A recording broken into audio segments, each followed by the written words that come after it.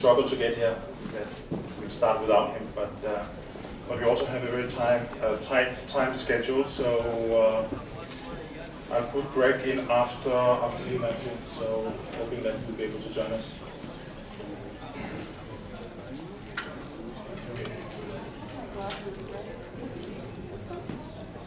Okay, I think I'll start now.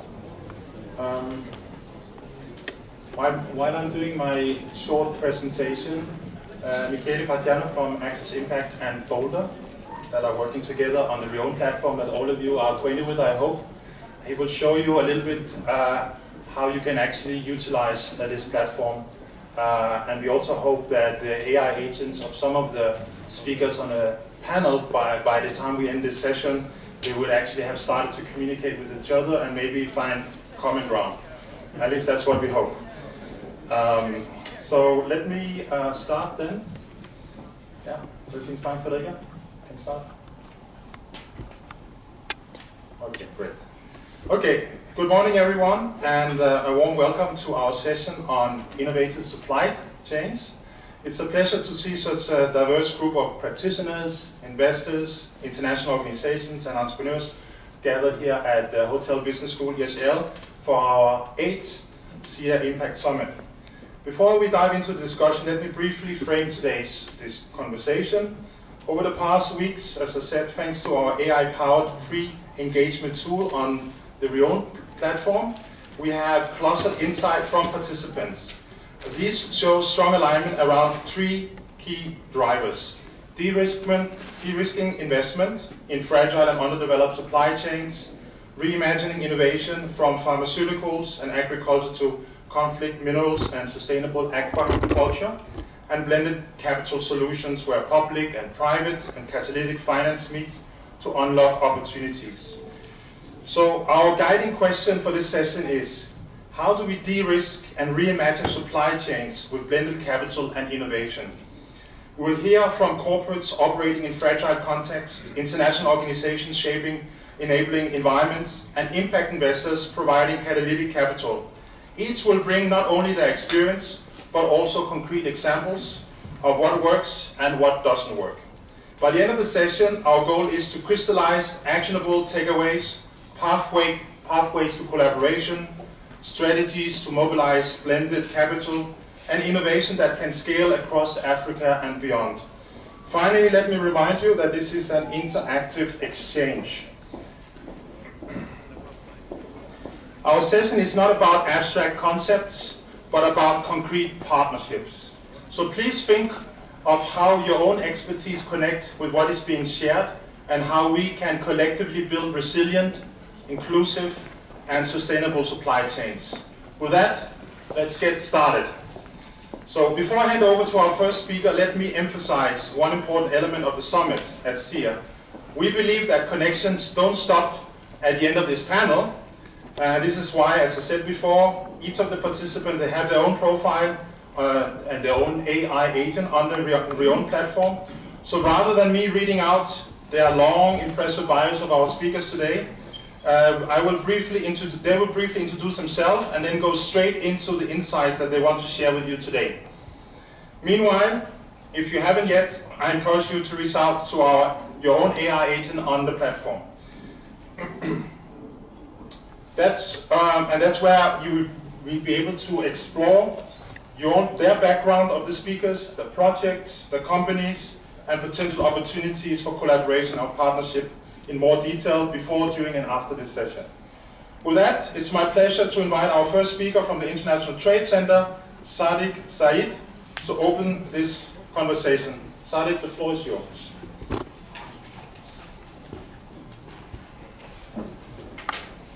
Thank you, Christian. So I get to speak from here. Good morning, everybody. Thank you for having us here. I'm Sadiq Syed. I'm from the International Trade Center. International Trade Center, it's not a financing institution. It's a United Nations agency. We are a joint agency of the United Nations and World Trade Organization based in Geneva. And we've been there for 65 years now. And our work is really economic empowerment, trade development, and market access.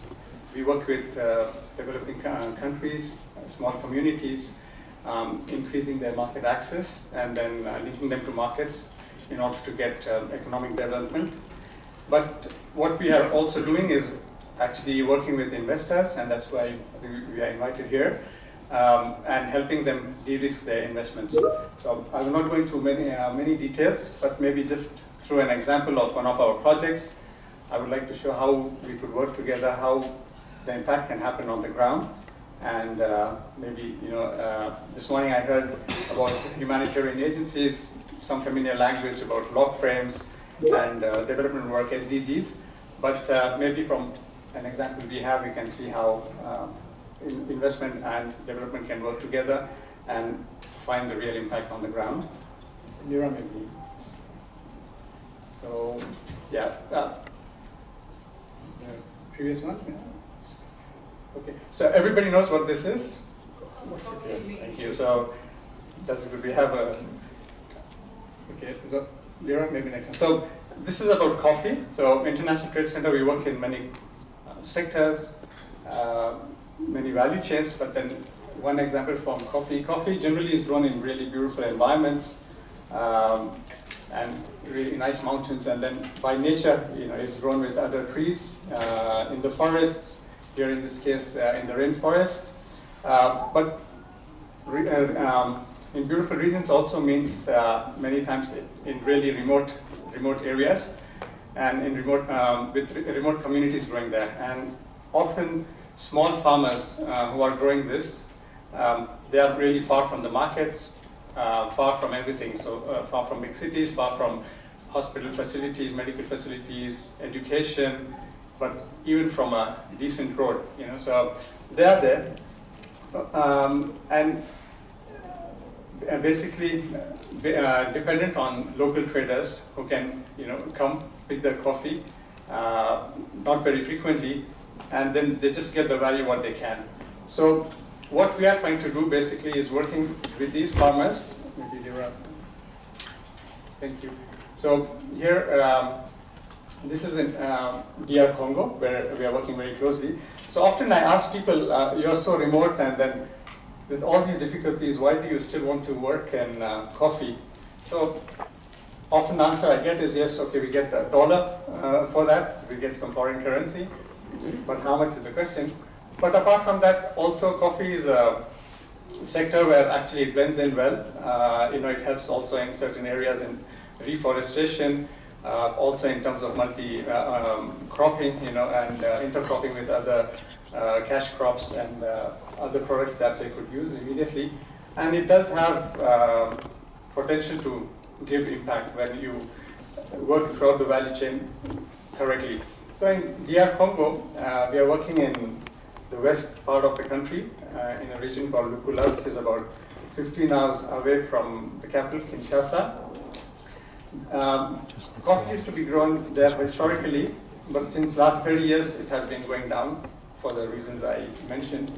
But we found a particular variety of coffee which has good potential, and it has good potential to enter into specialty markets, high value markets, and bring that value to the farmers and bring the value to the origin. So here, currently we are working with about 60 villages with 3,000 farmers, and in the past 3 years we've been able to plant 2.7 million coffee trees. Apart from that, we are working with them also on adding value at the origin. So usually what happens is people buy, when the international buyer buys coffee, he just buys the cherry, so not really even the coffee bean or the dry product.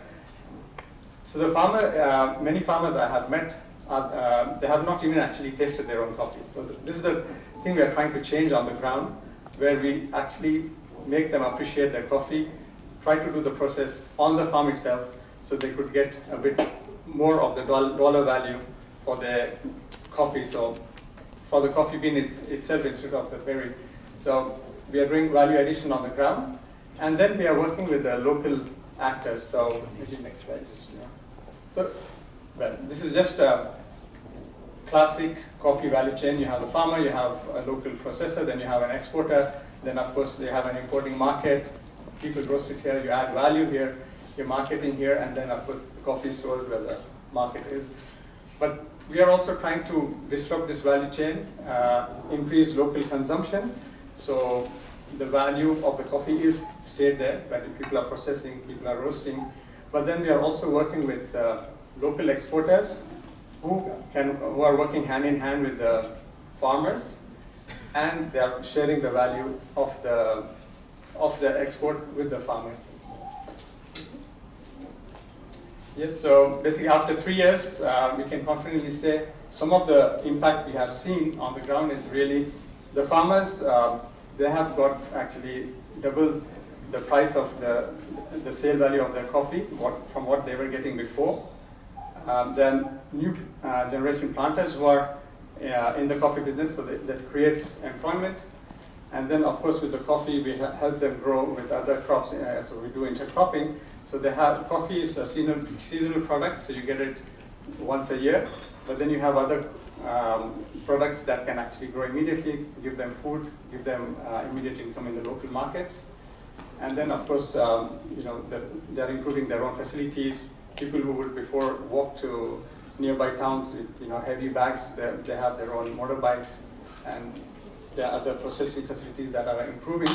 But this also generates a lot of interest in the markets. So now you have local private sector that is investing in the region, which was not the case before. And the local authorities are also taking note of this, and they are also trying to invest in the region. And basically this also affects the policy at the national level.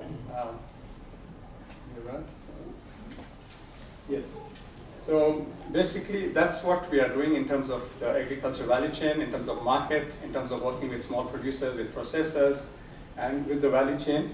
But we also have tried to link all this with investors, and so we work on both sides. We work with the investors and look at their interest in which market they are working in, and where we have the projects, we could actually work in kind of blended financing.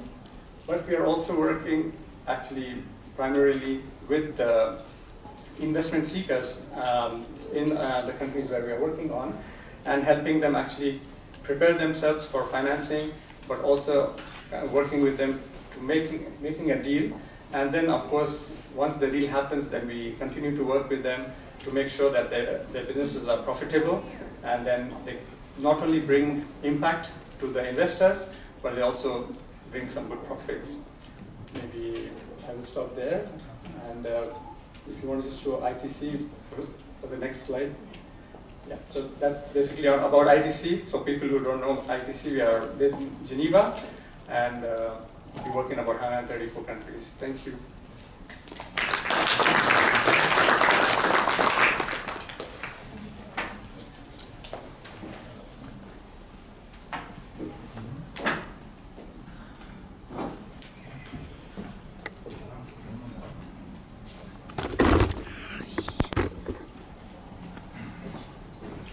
Okay, so thank you very much, Sadiq, for those insights. We now turn to the corporate case studies. 3 very different but equally inspiring examples of how companies are innovating to reimagine supply chains in fragile and complex environments. As with all our speakers, their full profiles are available on the own platform that Michele next to me is managing. So I won't go into their long CVs. They will each briefly introduce themselves, pitch their solution, and share what they're hoping to get out of the session. While they speak, I encourage you to connect with their AI agents on their own platform for a deeper dive into their projects or companies to explore possibilities of partnerships, opportunity. So let's begin with Roland Decorvet of Pharmakina and DRC, who will speak about how resilient pharmaceutical supply chains can be built even in fragile contexts such as DRC, and what support is needed to scale local drug manufacturing. Thanks, Christian. Can you hear me? No? Can you hear me? Yeah. Maybe just a quick intro regarding, we talked a lot about terms, and as we say in French, il y a à boire et à manger, meaning that you can understand very different things. So let me give you my very selfish personal understanding, and then you will understand where I come from. First of all, regarding investments, let's put things in perspective. What Africa needs, desperately needs, is private investments.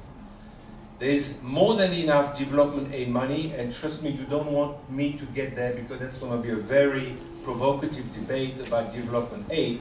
But just let me give you this number. According to the United Nations, there's a total of $40 billion being basically spent, invested, whatever, into sub-Saharan Africa on a yearly basis for the last 30 years. 40 billion a year. Private equity investment in Africa is 5 billion.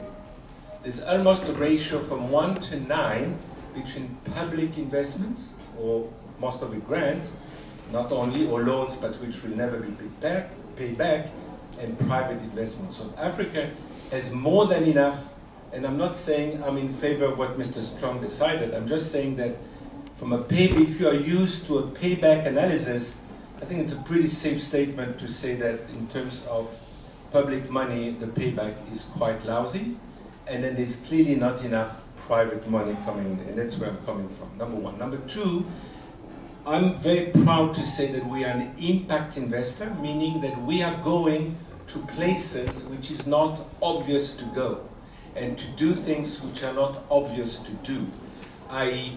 going not just into DRC, but investing 20 million into agro-pharma company in the Kivu is not the most obvious, riskless type of environment. But we do it because that's what I understand as impact investments. You could debate that, in my case, if you invest into real estate in Kenya, this is not about impact investment, this is about investments. If you're doing fintech in Ghana, God bless you, and it needs to be done, but it is basically investments. This being said, any private investment in Africa is welcome because what Africa needs is jobs. So that's just a quick introduction.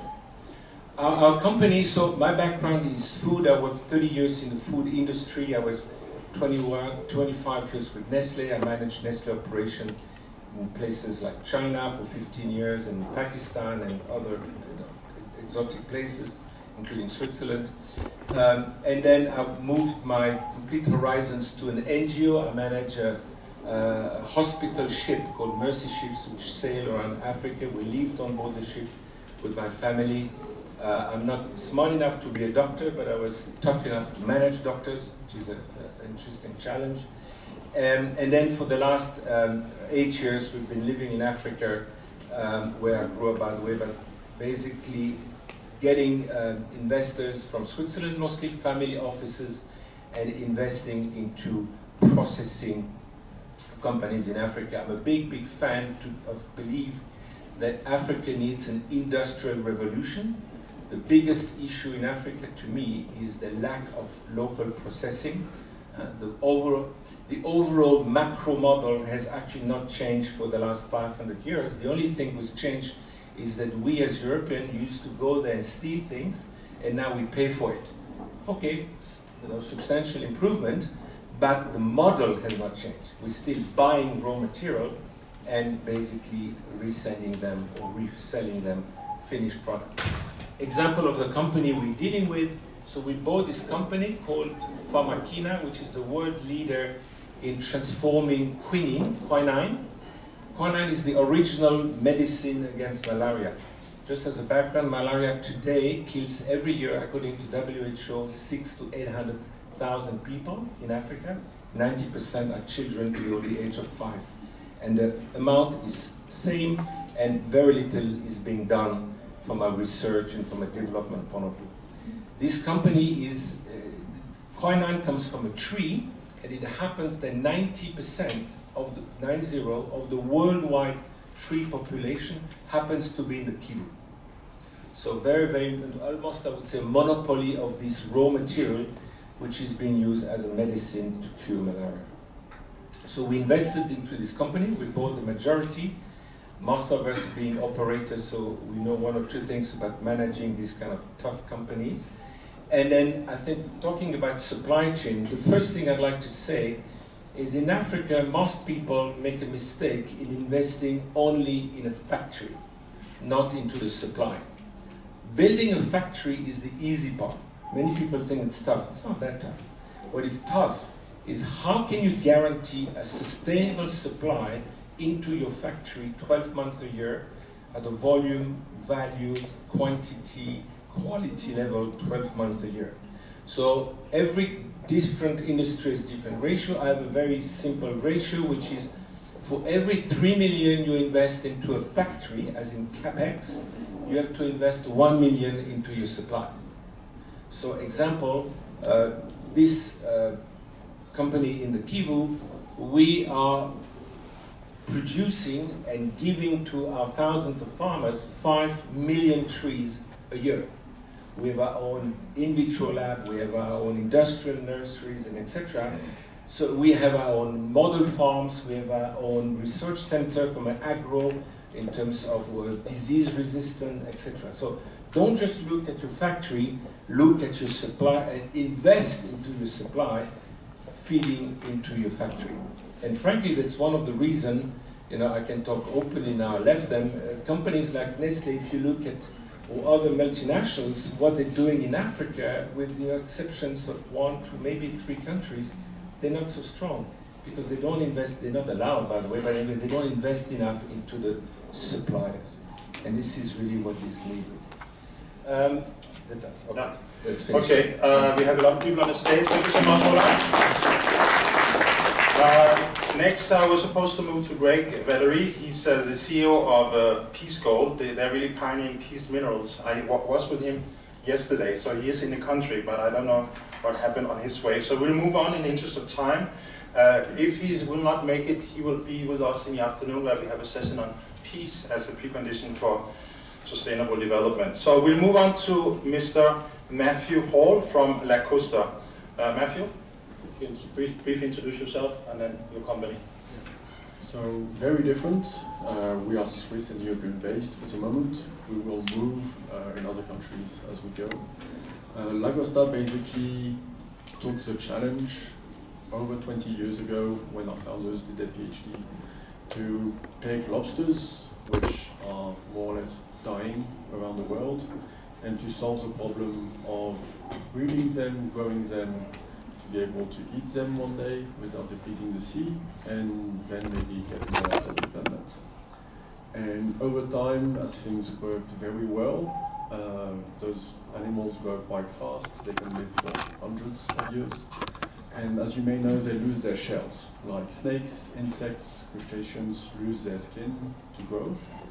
And to be able to move the company faster and have more profits sustainably wise, they discovered that you can extract different polymers from those shells that we can sell to the pharma industry. So the company today is for the moment not feeding anyone yet.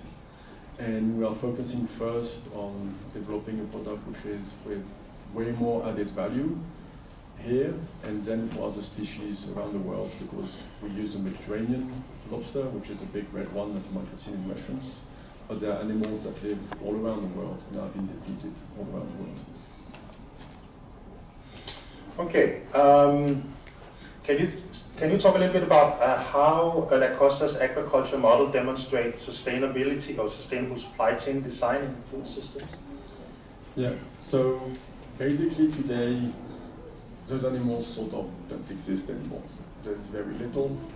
If you are to ever eat one, you think they are more or less 20 centimeters long. A natural adult should be 3 to 4 kilos and about half a meter long, if there was not fished as much as we do today for the food industry. So the whole goal is to be able to grow them 100% on land, of course taking water out of the sea and putting it back, without causing any pollution and being fully sustainable. We are doing this here today, and then is to move that supply chain to other countries, most of them tropical, where they can then rely on that food supply instead of taking mangroves out of the earth to grow shrimps and other less profitable foods. Okay. What technical or policy barriers remain for scaling sustainable seafood in a global market from your experience?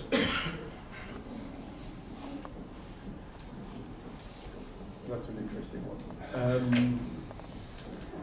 Because since we have a lot of impact investors in the panel, we can also say, how do you think that impact investors can help de-risk innovation in your sector? Yeah, so they go a bit together. So basically what's happening, I think also with any other impact investing, is the time scale. So you cannot develop sustainable aquaculture in 1, 2, 3 years. This is something that takes time and patience. And so basically a lot of the fast-paced normal investor models where you want a 10x feedback in 5, 10 years maximum don't apply. And so there mainly is having investors that follow us that are patient and see things in the long run. And also taking maybe the example of Switzerland where for some things we do things well, having a stable environment regulatory-wise. We've worked with a few other countries already, and when regulations change or government change every 3 years and everything has to be started again, it doesn't really come on. Okay, maybe last question from my side, since we have a lot of investors here on the platform. What type of finance or partnership are most catalytic for scaling responsible aquaculture? You mentioned a little bit about patience capital, if you want to elaborate a little bit more on that. I think there's two main ones. One is having some backing of the state. We often use it more as a guarantee with the investors, just because on the short run we won't be profitable straight away.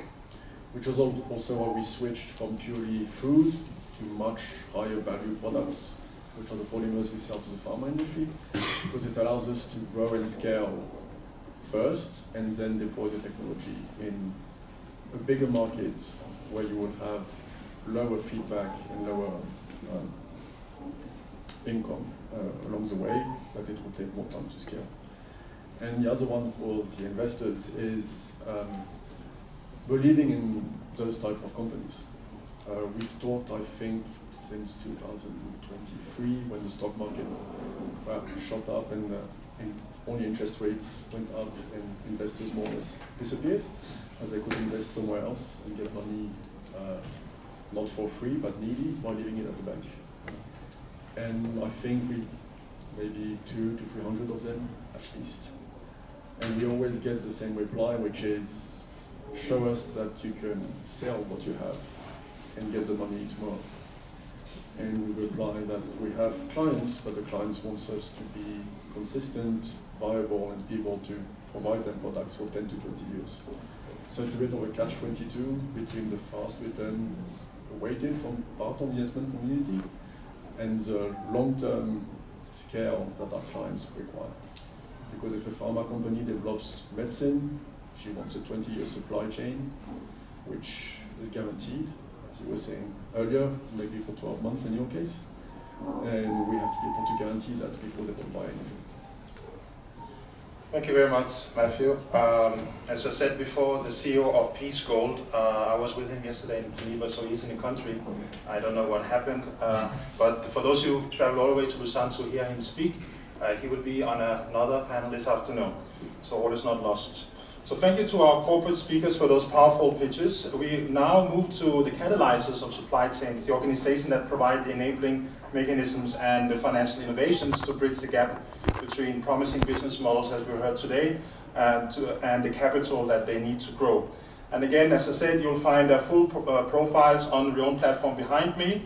First, we welcome Julie Görig from the Catalytic Finance Foundation, who will introduce the Kingombe Trust Facility, a mechanism designed to unlock conservation and climate-smart investment in the Congo Basin and beyond. Julie, the floor is yours.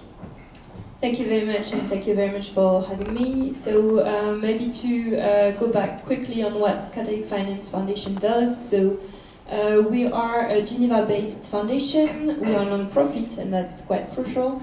And we basically design and operate blended finance vehicles and solutions for climate. So we have a various range of programs, mostly in emerging countries, ranging from e-buses to waste management to sustainable infrastructure, mostly renewables, and port decarbonization, and so on. And the program I'm overseeing is named Kingombe Trust. So what we do is we focus strictly on the 6 Congo Basin countries, so these are the two Congos, Central African Republic, Equatorial Guinea, Gabon, and Cameroon, to preserve and conserve forests. So how do we do this? We have three main activities, which are first community-based, so we help communities and incentivize them to preserve the forests. So that's talking of the supply, what Roland was mentioning before, to be sure that an enabling ecosystem exists on the ground. Then the second activity is we act at project level. So we support projects conserving and preserving forests. This can be sustainable agriculture, sustainable forestry, renewables, but small scale, think like clean cooking, or every kind of activities that will consist of an economic alternative to cutting down forests or communities, like ecotourism. So we support this project through technical assistance or through direct investment. And the third activity we do is we act at the fund level, playing a bit the role of an LP, investing into funds that have the same mandate we do, investing in Central African forests.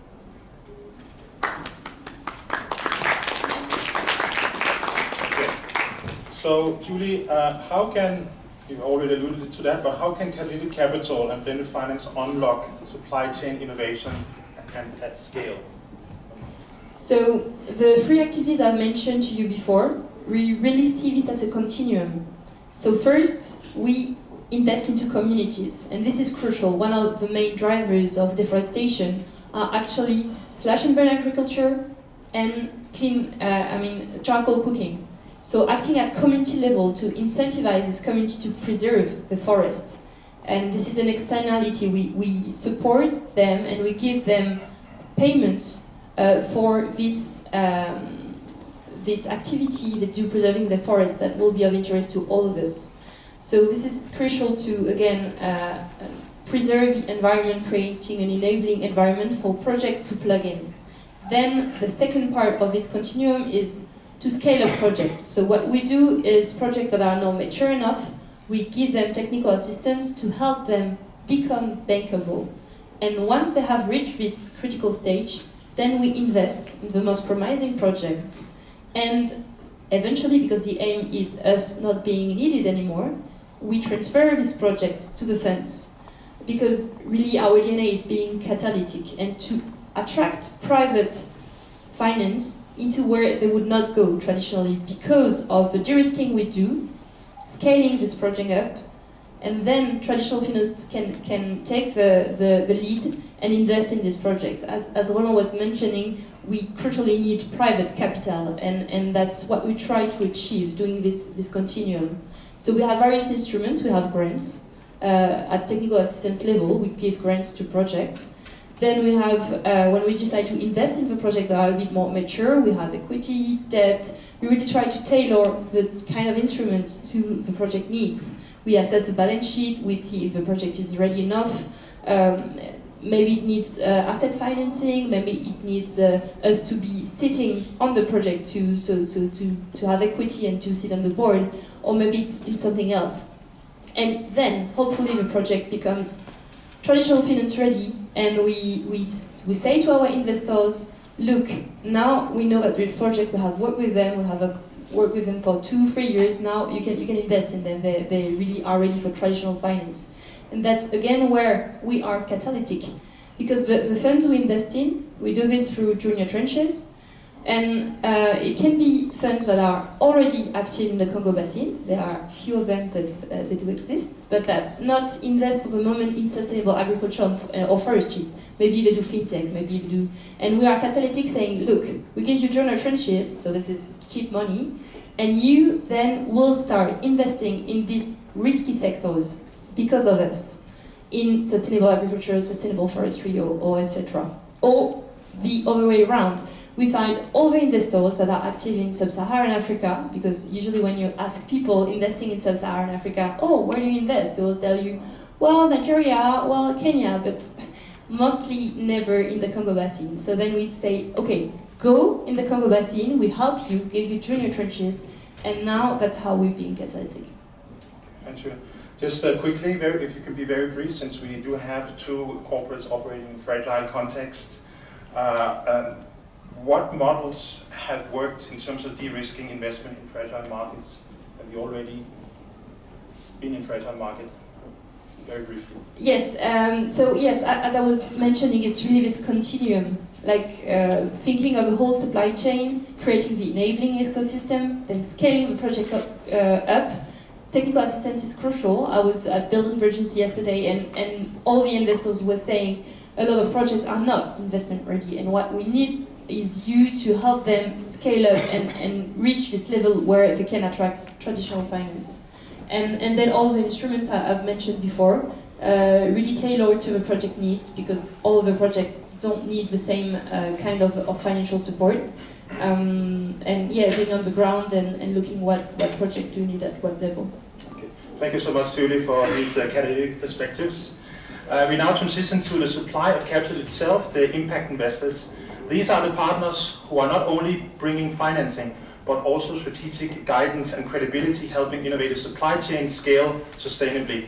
As always, as I said, you can explore their full strategies and track records through their AI agents on their own. Here, we'll just keep it short and let them speak directly. First, we were supposed to have had Sandrine Henson, Managing Director of EG Capital, but unfortunately she had a family issue back in Nairobi, so she can't be with you. But we are very fortunate to have Rosanne Whalley with us, the CEO of AHL Venture Partners, who brings deep experience in mobilizing impact capital for high-growth African ventures, and will share perspective on what catalyzed successful collaboration between corporates and investors. So over to you, Rosanne, for a brief presentation of who you are. Great, thank you, and thank you very much for joining the session today. Maybe I will share a little bit about myself and my background to contextualize kind of my contribution to this panel.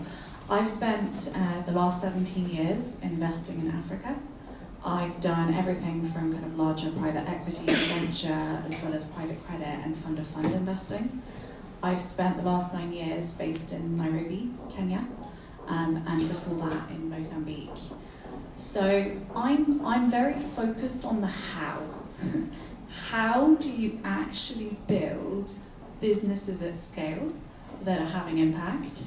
And my fellow panelists alluded to the fact that one of the big challenges with impact investing in Africa today is that the returns have been very challenging.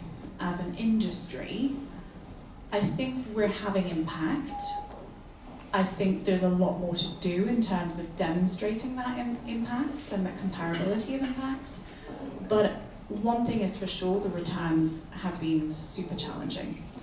So just a bit of context about myself and AHL, I manage a single family office strategy investing in Africa. We've got 100 million assets under management. And we went through a journey as AHL, focused actually a lot on the kind of more impact first investing.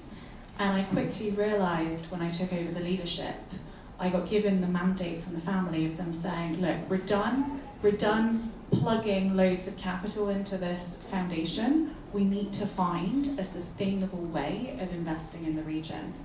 And so we pivoted our strategy to be more commercial, to be honest, to be more disciplined, and to really index heavily on finding great teams, developing and growing scalable business models. So that is the kind of lens that I bring and the context. And so if I kind of just shift to the value chain perspective here, one of the interesting things about investing in Africa is that it is a very underdeveloped market. And so what we found over the last 17 years operating there is that you do have to heavily vertically integrate, but and there's very good reasons for that heavy vertical integration as businesses, because you have much more control over your end-to-end supply chain as a business. It's also because there is just not that many third-party service providers out there. So for example, we've got a business that was a solar home system financing company. They effectively produce their solar home system units, they distribute them, they finance them, they also have the call center, So it is a very complex business model that is fully end-to-end vertically integrated.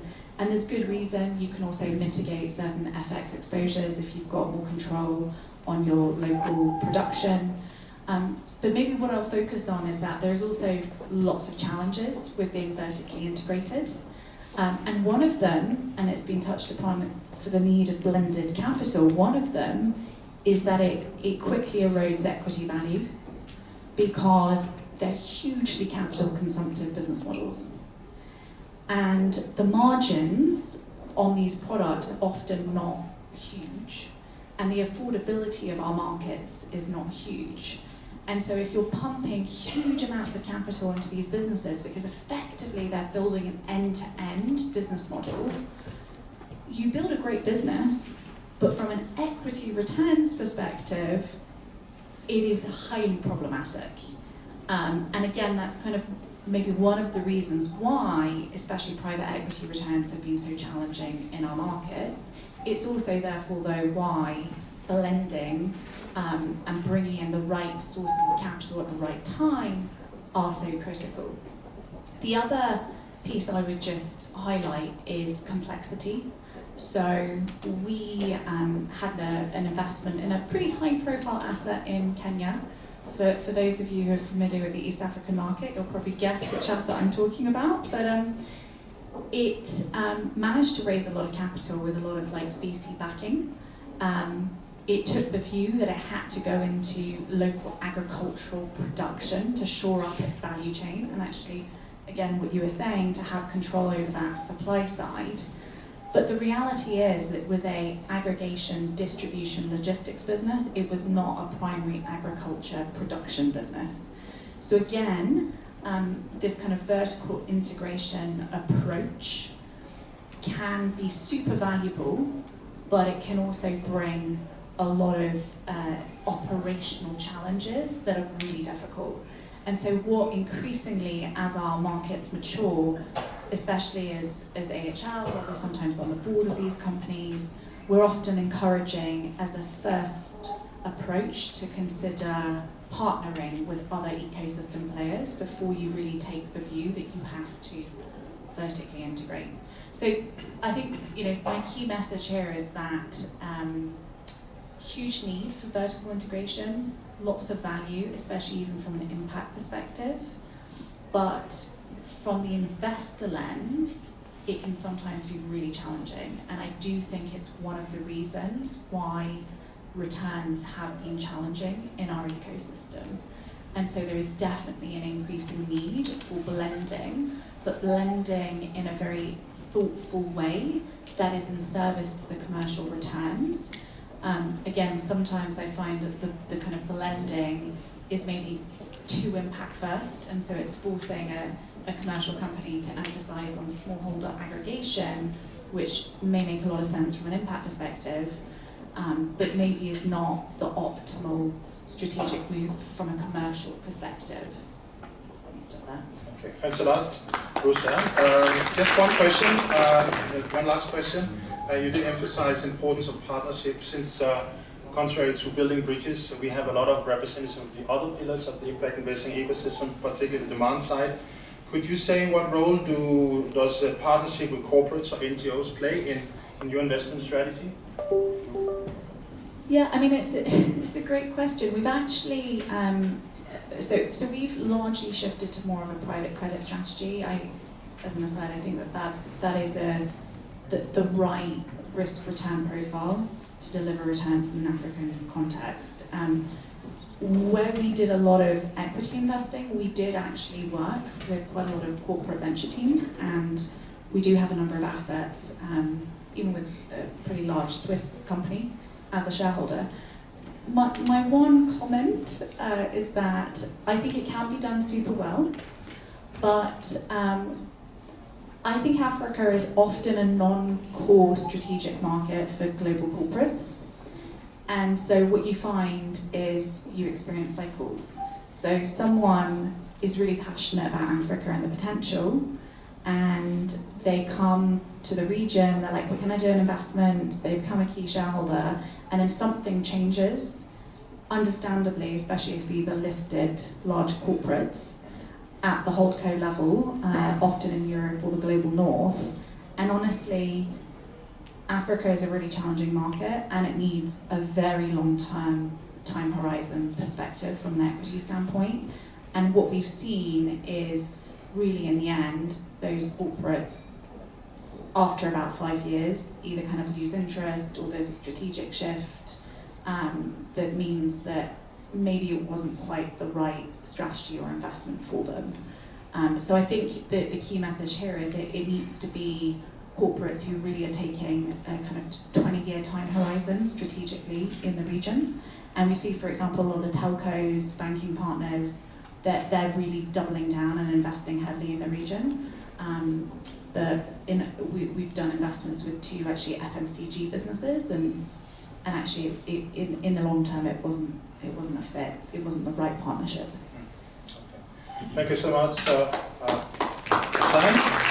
And finally, we'll hear from Florian Kemmerich, co-founder and managing partner of Human Planet, who brings a wealth of experience across the impact ecosystem. Florian will also close our session afterwards with a provocative talk, but let's just, now he'll be wearing his impact investing hat.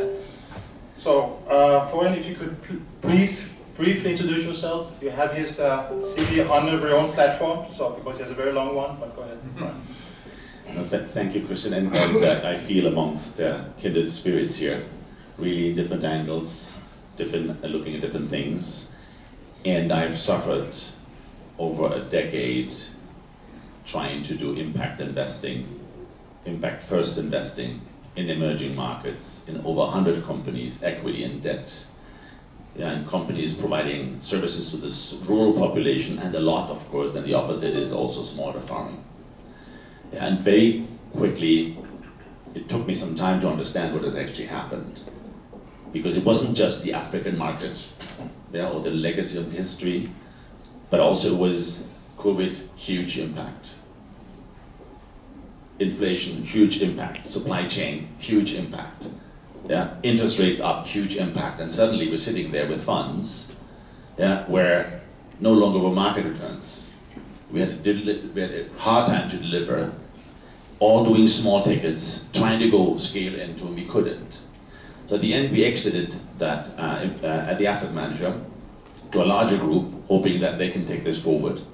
And of course now you have other factors coming in, like ODA money going down, USAID going bust, and other things, which has some positive effects, as you mentioned, because you, in a sense. So my credo is actually, you need to give a person a fish to sustain life. And you were talking about continuum of care, also you mentioned that. To then teach a person how to fish, but then invest eventually in the fishing business. And this is really the continuum of care we're trying. So in today's life with Human Planet, we basically try to design solutions on the additionality and the intentionality of capital, which is impact investing. Very often you say commercial impact investing if there is no additionality, because other than anyone can invest, it's not really impact investing, which is great, ESG. But so that's one, and we collaborate and we work with corporates a lot. We work with institutional investors, but we also work with NGOs and multilaterals, and really on all shades of gray between the non-for-profit and for-profit space. So whether this is design of endowment funds, results-based finance, which is still depleting, but only on the impact side. We've done over 20 impact bonds, humanitarian impact bonds, refugee impact bonds in very fragile settings also. We do blended finance, we do equity, and we do debt. What we try to do is to adjust risk, return, reward, and create solutions so that the continuum of care is actually happening. Because typically post-COVID, you do the case, everybody moves to debt, which is much easier to have returns. And you mentioned the problem is equity, which it is, but again, it's very hard to solve those. So the intention is actually try to do partnerships. It's not me, myself, and I. It's not my strategy, but a solution on that to find solutions so that money can flow, and you need a non-for-profit angle to de-risk the for-profit side. But you can also go stage-wise. you know, from giving, teaching to investing in the fishing business. Okay, thanks a lot, Florian. So, first question, from your very rich investor experience and from the ecosystem lens, what are the key ingredients that make supply chain ventures attractive to blended capital? So the key ingredient is it should be cost effective, it should provide additional value, and it should have a benefit financially for everybody involved, and ideally it should be sustainable. And that is Santa Claus wish list, because the reality is different. And depending who you talk to, yeah, the point is a different one. So one of the issues is, for example, if you talk to the off-taker, like Nestle, who's not investing in a smallholder farm, because it's too risky. Risk-reward return is off the chart. How can I do this? Yeah, and so this is where actually, in order to have a continuum of care, you need to talk and bring in several people in, or several organizations in, which goes from the work on the ground. Yeah, you need some technical assistance, you need to bring the project to be investable, like discussed at building bridges. So those are the things which makes it complex, but you need to align the interest, not thinking in silos. Yeah, I'm the development person and I only want to help. Yeah, and the other says, I only want to have returns, but you need to bridge the gap. Okay. Yeah, very insightful indeed. How is AI and digitalization changing the way investors assess supply chain risk and opportunity? Okay, yeah. Pandora's box. So we heard before also on AI.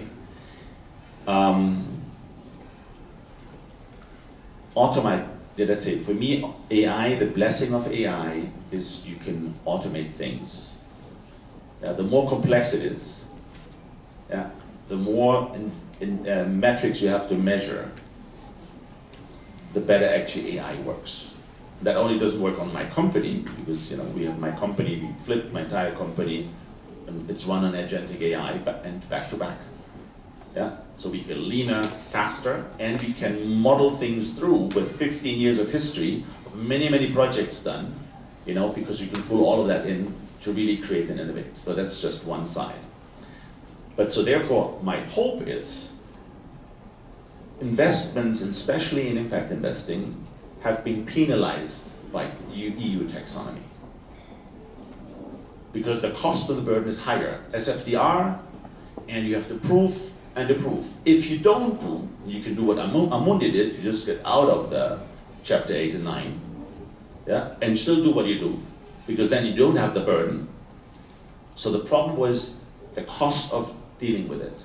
And I believe that AI, the automation of technology, hopefully can flip this, where measurement of impact is easier, yeah, and it's more real time, where the costs go down so that we're actually able to provide market returns, not being punished. Yeah, and those are the parts where I believe, and this is now looking at supply chain overall, that you can trace and track, maybe in a blockchain in the future, which certain things are happening, by the in Congo, some examples even from the mines, on the mining side, trying to trace a project from A to Z, who gets what, is the wealth being transferred, or ripping off people, that's where I believe that technology hopefully is a blessing, because it resolves access and affordability. Okay, thank you so much, Florian. And thank you to all of our speakers for those insightful contributions. So now we move into the interactive part of the session. This is where we open up the floor up to you, the audience. And here's how it will work. Any questions that you have already submitted digitally through the Rion have been captured and clustered. And during the segment, we'll highlight a few of those questions. If there are any, Eve, can you check, please, if there are anyone who has asked questions there? And at the same time, Rion has already started mapping pilot partnership canvases, identifying where supply and demand of captured innovation and partnership may align. So our goal is not just Q&A, but is to surface the very first building blocks of collaboration. So we will highlight at the end, during the outcome session this afternoon, if there's any pilot canvases or examples of AI-enabled matchmaking during this session. So, Frederica, you have the microphone. Anyone want to ask a question? Please, no long talks, so everyone get a chance to ask questions. Just your name and institution and the question. Thank you. Thank you. Thank you very much. Christoph Zuckerberger, Geneva, Professor of Ethics. And in microfinance, I have a question to you. It's challenging. I always wonder if we do not have to change the mindset that this expectation of 6, 8, 10% return on investment is the benchmark, and then all what you say with 1 or 2% is not working. But the mindset, I remembered 20 years ago already, a famous entrepreneur of a big company in Switzerland said, forget about it, long term we can have 2 to 3%, but not more. That's an industrialist who said that, not a philanthropist or somebody or a stock market, a Wall Street investor. So how do you change this mindset, you know? Of course we know return on investment, for example, the pension funds, they say we have by law 4%, that's the compulsory by law. So how do you deal with that? Thank you for your question. I'm in a lucky seat here because I have a chance of, our donors are quite non-exigent, and we are non-profit, so every money we invest, we require return on investment, but all the proceeds we make, we reinvest in the programs. And we are very patient investors, meaning we don't, we have requirements for return on investment, obviously, but there's no definitive figure. We don't have this 6 or 7% obligation.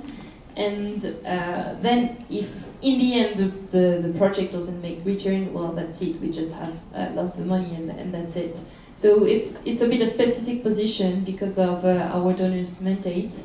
But then to your question, I think that how we put our piece in the puzzle is that where we invest junior tranches in impact funds, traditional impact funds, we help them lowering the expectations, meaning that they will still invest in bankable project and ask for returns, because that's how finance work. And that's also a good incentive to give to project. You don't want project to living on grants eternally, that's really not sustainable. But they can, with our help of our money being a bit cheaper, they can be more patient and invest with longer terms and with lower expectations, because we come with this money that is called junior capital.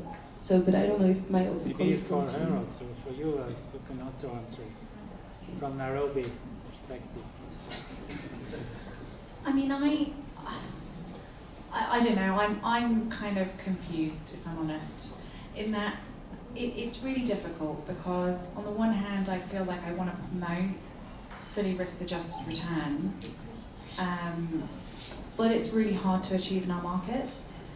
But I do think that there is a perceived risk in our part of the world, that I do think if there is a way through trust, and I am excited about the panel this morning. I really think that one of the big challenges with impact investing in Africa is that everyone says they're having impact, but it's very varying, right? Like some are very impact first, others are less impactful. So I think to the extent we can price in, or at least really articulate the level and depth and breadth and type of impacts we're having, then at least people can better discern where they want to allocate and what, if any, discount they might take on return for impact. But then I also think it's about transparency. We are doing, on the whole, fully senior secured lending to profitable at-scale businesses that are hedged across multiple markets in resilient business models. These are businesses we've been working with for years. I actually think it's pretty de-risked. Our whole team is in Kenya. You know, we're a board observer or like super actively involved with these companies.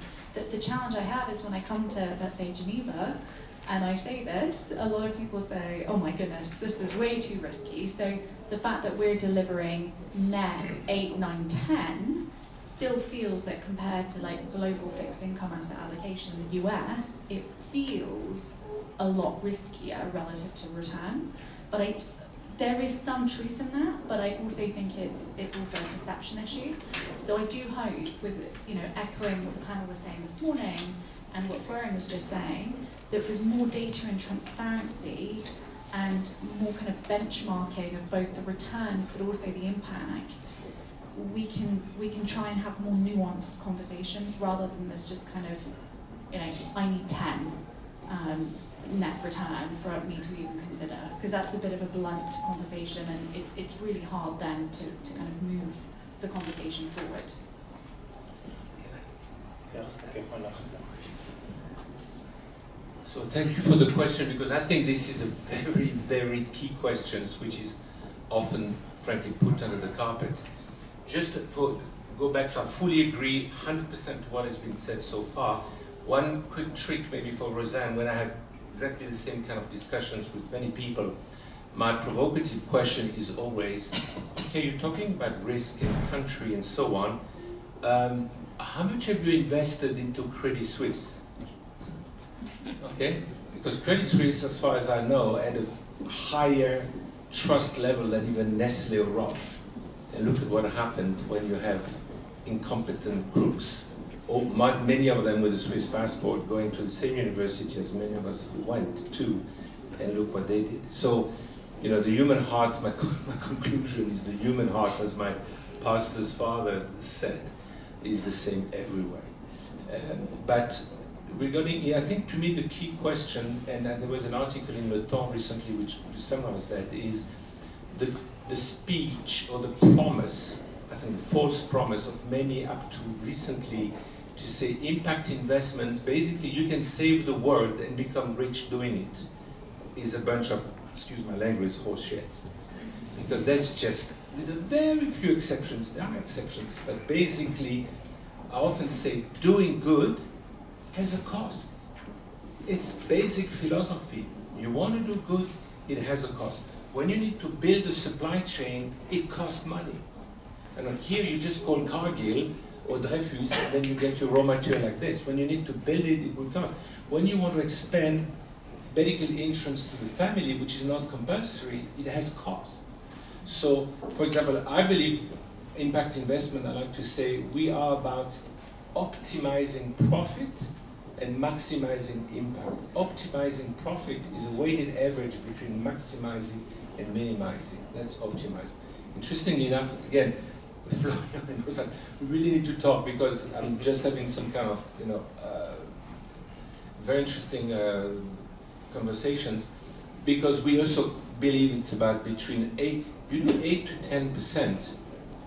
This is quite good, So, but let's not promise people, manage expectation, as it was said. You're not going to become rich saving the world. You're going to get decent return, and by the way, saving lives. Somebody said a bit earlier, by the way, Meder, who I have a lot of admiration for, is not the only one to save lives. We are saving lives as well. Okay, doing impact investment in Africa saves lives. Okay, thanks a lot. I need to ask the audience, as well as the speakers on the panel, on the platform, for your indulgence. As I mentioned before, we did have a speaker who traveled all the way from Eastern DRC, the Uturi province, via Newcastle and Amsterdam, and he came here. He will never get lost in the forest in DRC, but he got lost in his campus. So since we have a very time schedule, Greg, I'll give you the elevator pitch, 1 minute, to just pitch who you are, and I'll ask you a couple of questions. Okay. And then Florian will end up our session. Yeah, thank you. I do apologise for being horrendously late, but it's fashionable these days. So, so just to give you a 1 minute pitch on Peace Gold.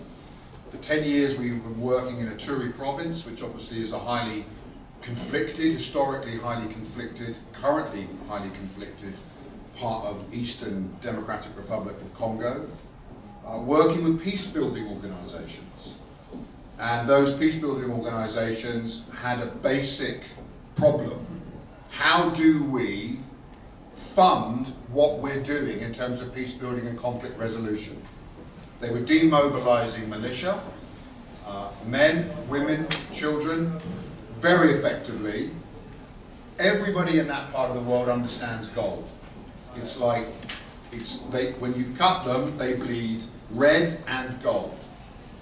And we began the process of putting them into cooperatives, people that historically would have been in conflict, placing them into cooperatives, getting them mining, building out a supply chain. My background for 35 years now nearly has been with jewelry supply chains from mines, artisanal mines, all the way through to finished products. So we know how to build supply chains. Fair trade certification, for example, is one of the things which I was involved with from the beginning. And for us, peace gold is exactly what it is. We should move. Part of the problem is the narrative. We talk about de-risking, we talk about conflict gold, we talk about maximizing impact. We don't talk about peace gold, we don't talk about circular economies, we don't talk about value going back into the ground. In a country like the DRC, where you have so much mineral wealth, it's not just about corruption, it's about the economic models which serve the people and communities, not the markets. So we've created a circular economy.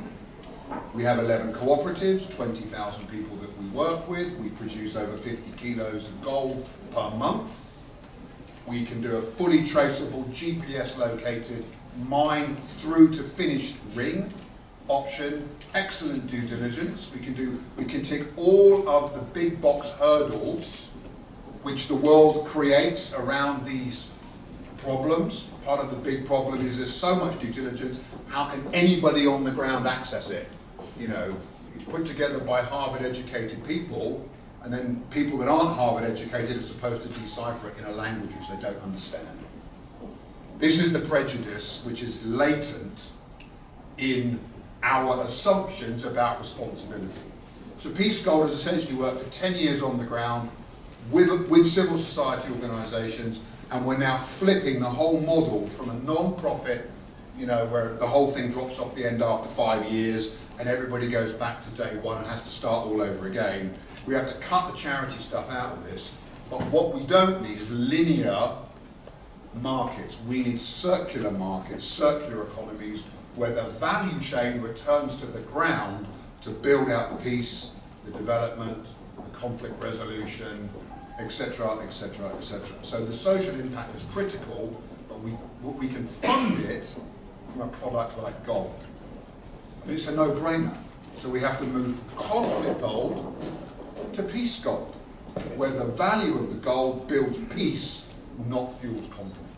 As you can hear, that Greg has been a number of years in DRC, where 1 minute, Congolese minutes is not 1 Swiss minute, but it's a fantastic business model, and I wanted you to hear him. So, Greg, if you can just spend a few seconds answering that question, what kind of capital would allow Peace Gold to expand? What kind of capital you need to go to the next phase? Well, we're at the process where we're fundraising at the moment to build out the model. So in order for us to get a strong, fully operational model, which includes compliance, social impact, staff, plant, licenses, basically put the whole piece together with a verifiable social impact and there's a return as well. You know, we're not asking people to invest blind. We're looking for $2 million US. And what that gets is a strong platform that is replicable across cooperatives. It gets our own concession. We're looking to get our own mining concession, which is typically not normal in a situation like ours. But the best way to replicate is through participation. You don't sit people down in a room and teach them like they're in school when you're a 45-year-old ex-combatant. You need to go to a working mine, see how it's done properly, and learn through participation, and you replicate through that methodology. We have provincial government on board, the DRC government, Ministry of Mines is on board. Like I say, we've got 11 cooperatives, and we have the ability to scale to 25. So for that amount of money, and I'll let you do the maths on your phone. You know, if you're doing 50 kilos of gold across 11 cooperatives on a month to 6 weekly basis, and we've got 4 buyers already, one of which is in Switzerland, we don't have a problem selling it. Nobody has a problem selling gold. Okay, it's an easy sell. Thanks a lot, Greg. For those of you who got inspired by his words and the amazing thing he's doing, he, as I mentioned, he will be in a parallel session this afternoon where Greg can further elaborate. Thank you so much, Greg, for making it all the way to Lausanne. We are a bit behind schedule, so Greg has an AI agent, so you can communicate with him on your own platform, and you can come to his session. So now I'll give the word to Florian. He will spend, we only have 4 minutes, Florian, so we have to condense it in. He will talk about how to flip your organization with AI, reimagine expertise, delivery, and performance in an AI-first world. This is not just about technology, it's about how leaders and organizations can embrace AI to unlock human potential. Florian, if you can take the... Yes. Oh, yeah. Up here? Yeah.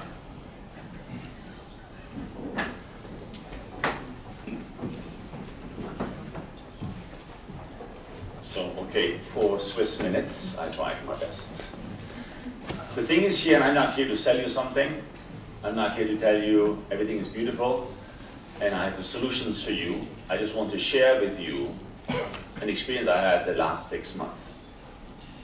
Because I took over a company which was not profitable, where the old model wouldn't change, wouldn't work anymore.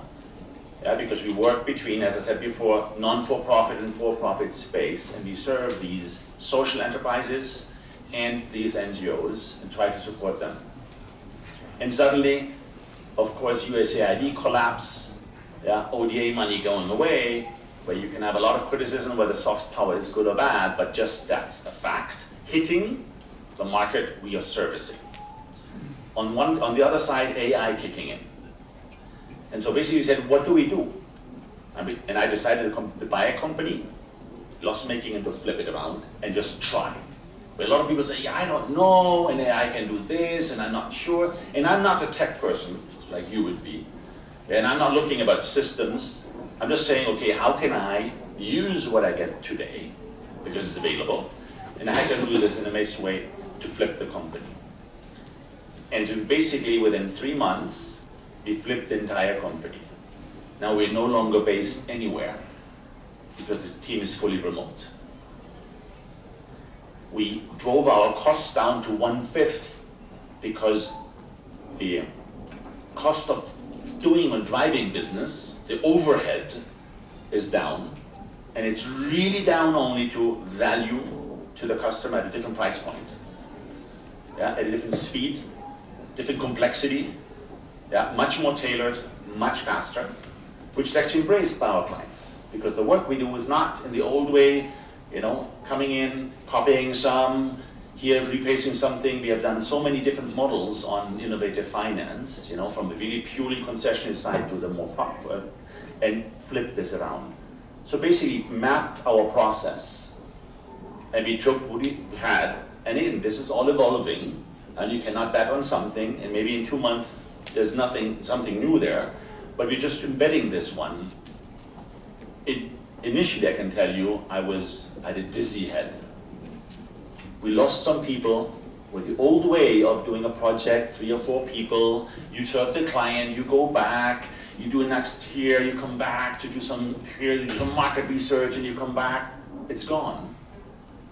Because we have senior people, we have a mid-level, and the rest is AI. Now people say, oh, and the juniors, you don't hire juniors. I don't know a senior person has to have no hair or gray hair to be senior, because AI caters information at a level which is really amazing. So therefore, my learning is also, if I embrace AI, it caters to me to innovate, to come up with new solutions and new things. And that is actually why I believe it's powerful, especially in the impact investing. We all are here because of a calling, with a vocation on a theory of change. Yeah, it might be smaller farmers, it might be nature-based solutions, it might be, you know, equity, it might be indigenous, whatever it is, you know, on the theory of change. So we have a calling, but the way we can now, at a higher speed, where the threshold is lower, I need less money to really innovate, is mind-blowing. I cannot say that I know everything, and I cannot say how it looks in 1 or 2 or 3 years. And I also clearly say that I have a lot of things where I'm concerned about where this whole thing goes in geopolitics.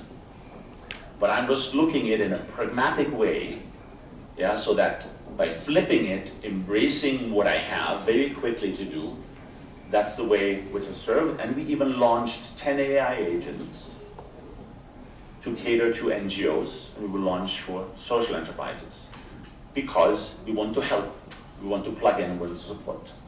So those are my words and my sharing, not to sell you anything, but only to inspire you. Please keep going, keep focused, and let's try to think about how to take the cost of delivering impact investing down through technology, so that the money, and most of the money, is actually doing something on the ground and hitting the beneficiary, yeah, not nicely paid people traveling around the world to help the poor. Thank you. Thank you very much, Florian, for this inspiring keynote on reimagining organizations in an AI-first world. This concludes our session on innovative supply chains. I want to sincerely thank all of our speakers, as well as the audience, and here in the room, as well as those using the Rion platform. Let's carry this insight forward into the rest of the summit, especially into the outcome sessions later today, where we will consolidate some of the key takeaways. I will ask maybe the speakers to come up here. We will take a group photo before we hand over to the next session that Svetlana Banerjee will be responsible for.